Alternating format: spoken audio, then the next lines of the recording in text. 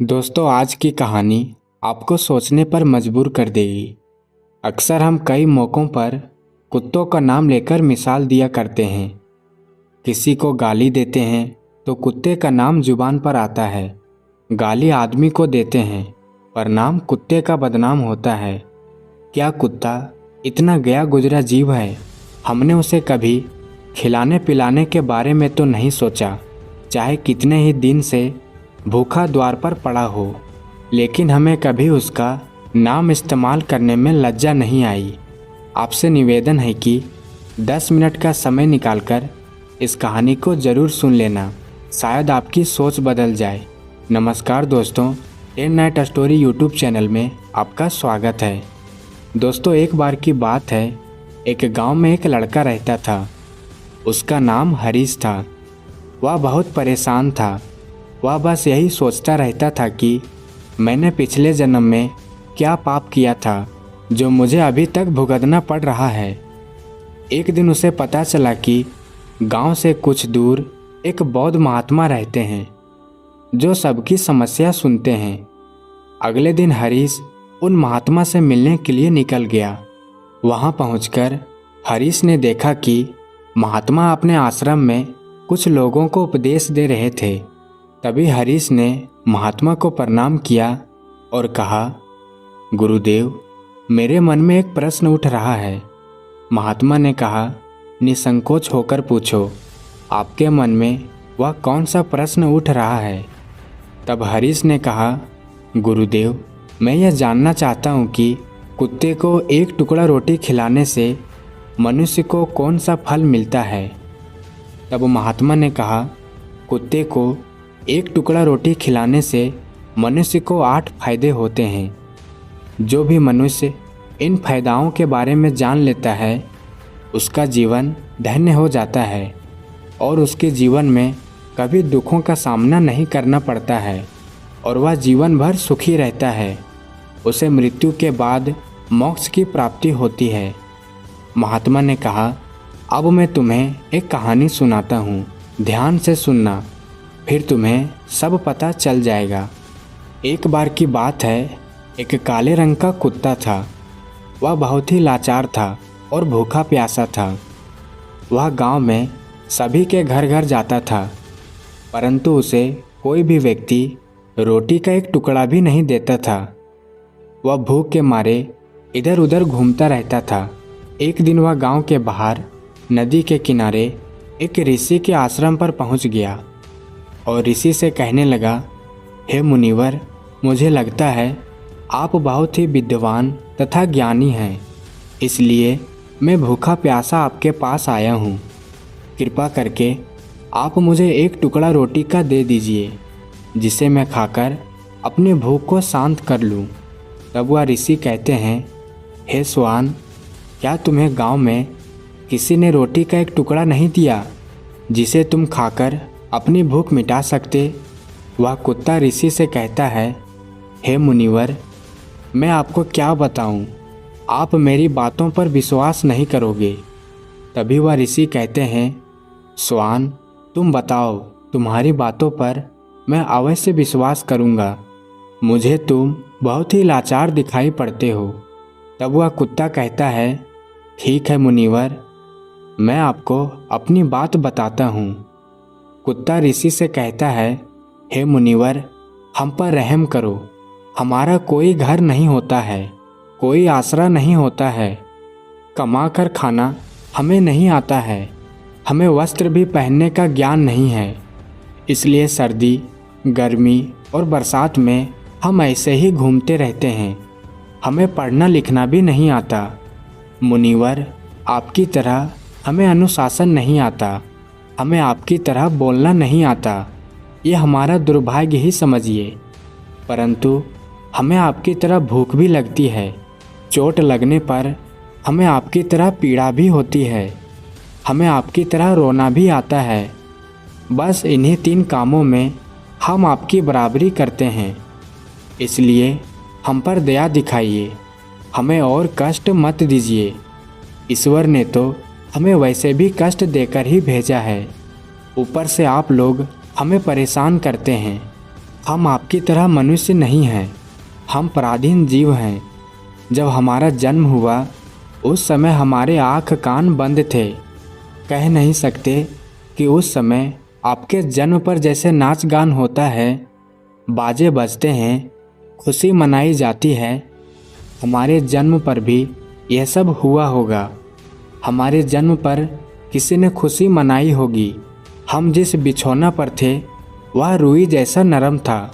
मैं मन में सोच रहा था कि किसी बड़े घर में पैदा हुआ हूँ। लेकिन जब हमारी आँख खुली तो मैंने देखा कि हमारी माँ, जिसे आप लोग कुतिया बोलते हो, वह अपने 5 बच्चों को छाती से चिपकाकर एक राख के ढेर में पड़ी थी।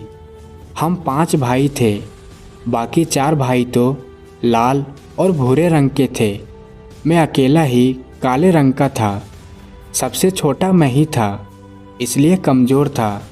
मेरी माँ हम लोगों के पास कम ही आती थी, क्योंकि उसे भी अपने भोजन की व्यवस्था करनी पड़ती थी। यदि वह ना खाती तो हमें दूध कहाँ से पिलाती। उस एक माँ पर हम 5 भाई निर्भर थे। वह बेचारी अपने भोजन के लिए इधर उधर दौड़ती रहती थी। कभी भोजन मिल भी जाता था, कभी नहीं भी मिलता था, लेकिन वह हमेशा हम 5 का बड़ा ख्याल रखती थी। आखिर वह हमारी माँ थी।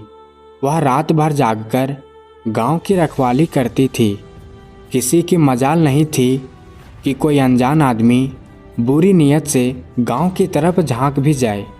दूसरे गांव के कुत्ते भी हमारी माँ के डर से गांव में नहीं आते थे।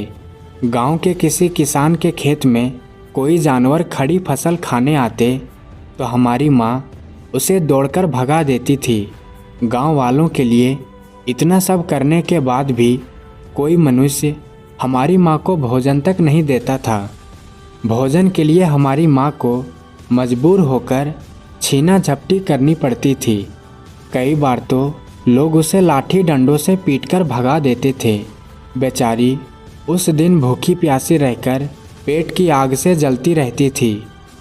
कुत्ता कहता है, हे मुनिवर, आखिर भूख तो हमें आपकी ही तरह लगती है। ऊपर से उसे अपने 5 बच्चों की चिंता भी लगी रहती थी। आखिर माँ जो थी, भूख उसे चैन से बैठने नहीं देती थी और गांव वालों का भी उसे देखकर हृदय नहीं पसीजता था, तो बेबस होकर उन लोगों के घरों में चोरी से घुस पड़ती थी और खाने की कोई चीज़ मिल जाती तो उसे खाकर अपने पेट की आग बुझा लेती थी।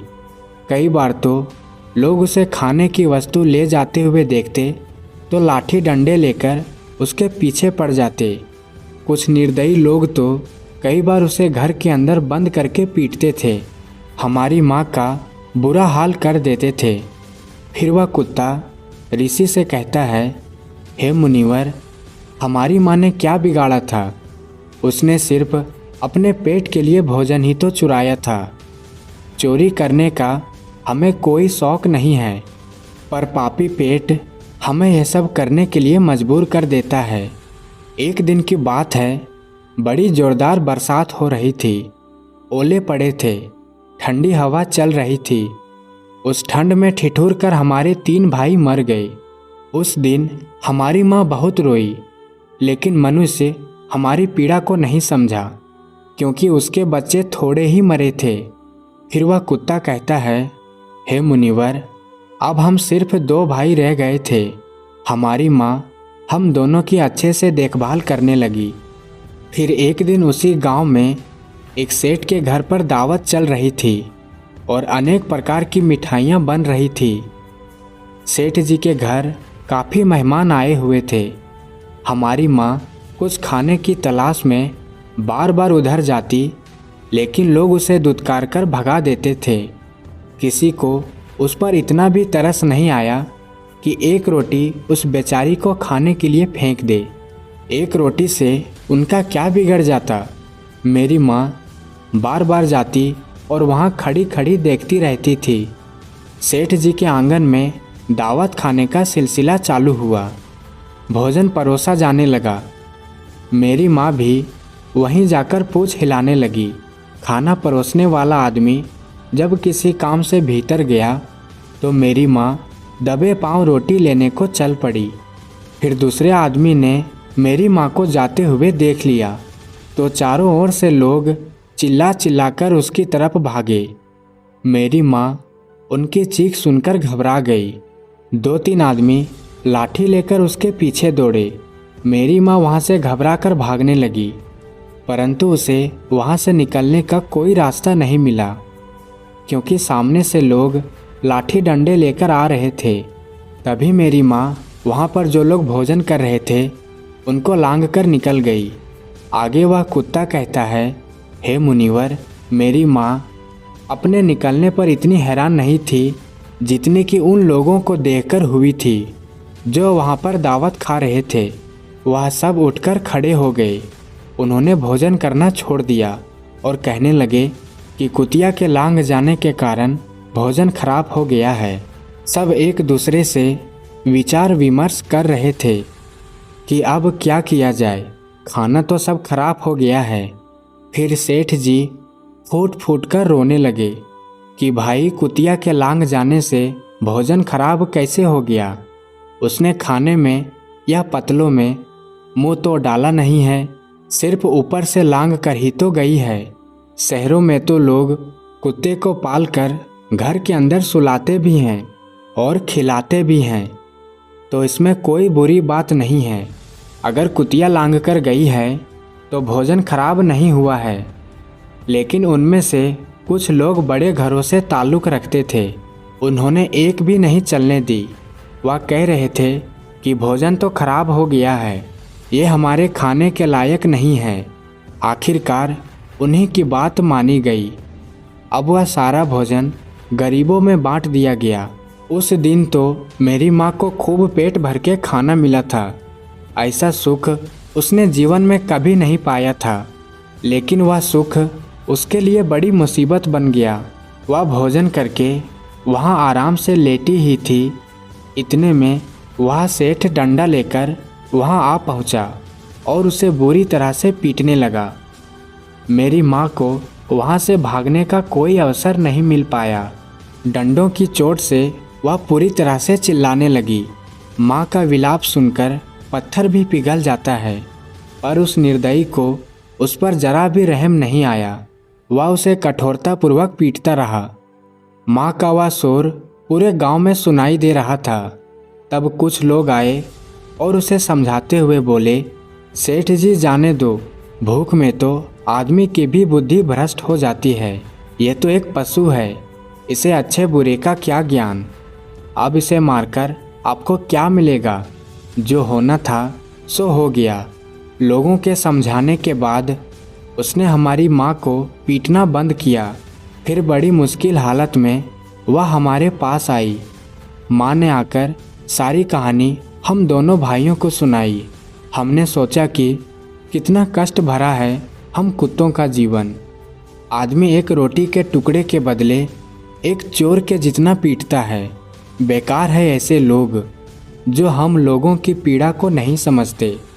वह कुत्ता कहता है, हे मुनिवर, एक दिन की बात है, उसी गांव के बाहर एक ब्राह्मण आकर ठहरा हुआ था। उसने अपने भोजन के लिए एक जगह चूल्हा बनाया और उस पर दाल बनाने के लिए रख दी। उसके बाद आटा गोद कर रख दिया। वह वहीं पास में कुएं पर पानी लेने चला गया।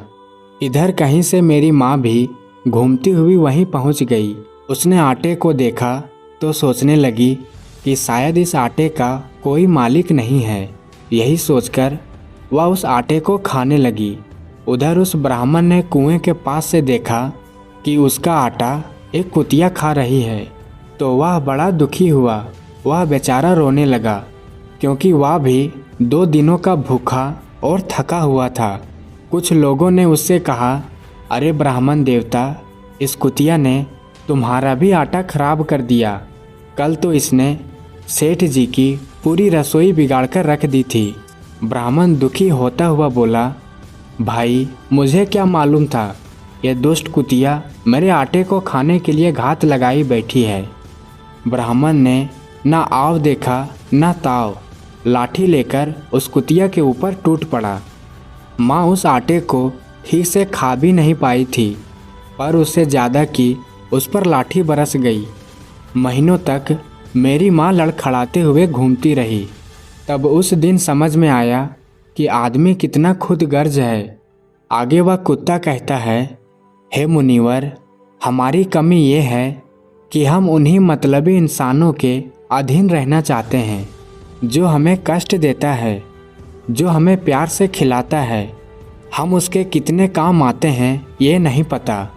उनके घर की रखवाली तो करते ही हैं, साथ ही साथ और भी बहुत सारे लाभ हैं जिन्हें मनुष्य नहीं जानता। यदि मनुष्य कुत्ते को रोटी खिलाने के फायदे जान ले तो वह अपने जीवन में होने वाले नुकसान से बच सकता है। आज मैं आपको बताऊंगा कि कुत्ते को रोटी खिलाने के 8 फायदे क्या है। मनुष्य को पता नहीं है कि जब भी घर में रोटी बनाई जाती है तो सबसे पहली रोटी गौ माता की होती है और आखिरी रोटी कुत्ते की होती है। महात्मा ने कहा, ऐसा ही विधान भगवान ने बनाया था, लेकिन भगवान के बनाए इस विधान को भूलकर मनुष्य पहली और आखिरी रोटी स्वयं ही खा जाता है। इसका दुष्प्रभाव उसके जीवन पर पड़ता है। कुत्ता वह प्राणी है जिसको रोटी खिलाने से मनुष्य के जीवन में पड़ने वाले ग्रहों के दोष भी दूर हो जाते हैं। महात्मा ने कहा, कुत्ते को रोटी खिलाने का पहला फायदा। कुत्ते को रोटी खिलाने से शनि का नकारात्मक प्रभाव कम हो जाता है। शनि ग्रह जब अपनी कुदृष्टि डालता है तो हर मनुष्य बर्बाद हो जाता है। जिस व्यक्ति पर उनकी महादशा का आरंभ हो जाता है तो बने बनाए काम अपने आप बिगड़ने लगते हैं और वह मनुष्य आर्थिक तंगी का शिकार हो जाता है। उस स्थिति में व्यक्ति यदि कुत्ते को रोटी खिलाता है तो उस पर शनि का दुष्प्रभाव बहुत ही कम हो जाता है। कुत्ते को रोटी खिलाने का दूसरा फायदा। कुत्ते को रोटी खिलाने से भाग्य आपके पक्ष में हो जाता है। आपके घर के अंदर की नकारात्मक शक्ति नष्ट हो जाती है। कुत्ते को रोटी खिलाने का तीसरा फायदा। कुत्ते को रोटी खिलाने से माता लक्ष्मी प्रसन्न हो जाती है और आपके घर में धन दौलत की कभी कमी नहीं रहती है। कुत्ते को रोटी खिलाने का चौथा फायदा। कुत्ते को रोटी खिलाने से आपके ऊपर कर्ज नहीं चढ़ता और जो पहले से आप कर्जदार हैं उससे भी मुक्ति मिल जाती है। कुत्ते को रोटी खिलाने का पांचवा फायदा। कुत्ते को सुबह शाम भोजन देने से आपका व्यापार बहुत अच्छे से चलता है। कुत्ते को रोटी खिलाने का छठा फायदा। कुत्ते को रोटी देने से आपकी आयु में वृद्धि होती है और अटका हुआ धन वापस मिल जाता है। कुत्ते को रोटी खिलाने का सातवां फायदा। कुत्ते को रोटी देने से हमेशा आपका स्वास्थ्य अच्छा बना रहता है और मानसिक रूप से आप मजबूत रहते हैं। आपका मन हमेशा ऊर्जावान रहता है। अच्छे विचार आपके मन के अंदर आते हैं। कुत्ते को रोटी खिलाने का आठवां फायदा। कुत्ते को रोटी खिलाने से ईश्वर प्रसन्न रहते हैं, क्योंकि ईश्वर को समस्त जीवों की चिंता रहती है और जो समस्त जीवों पर दया रखता है, ईश्वर भी उस मनुष्य से हमेशा प्रसन्न रहते हैं। ईश्वर की कृपा सदैव उस परिवार पर बनी रहती है। आपने अपने बूढ़े बड़ों से कहते सुना होगा कि जब कुत्ता रोता है तो अपशगुन होता है, कोई संकट आता है, किसी की मृत्यु होती है। इसलिए कुत्ते को कभी रुलाना नहीं चाहिए। इस प्रकार से महात्मा ने हरीश को कुत्ते को रोटी खिलाने के 8 फायदे बताए। जो भी मनुष्य कुत्ते को रोटी खिलाता है तो उसे इन 8 फायदों का फल प्राप्त होता है। दोस्तों, मुझे उम्मीद है कि यह वीडियो आपको पसंद आया होगा। आपको यह वीडियो कैसा लगा हमें कमेंट करके ज़रूर बताएं। यदि आपको ये वीडियो अच्छा लगा है तो इसे अपने दोस्तों के साथ ज़रूर शेयर करें और वीडियो में यहाँ तक बने रहने के लिए आप सभी का बहुत बहुत धन्यवाद। मिलते हैं एक और नए वीडियो में, तब तक के लिए आप अपना ख्याल रखें।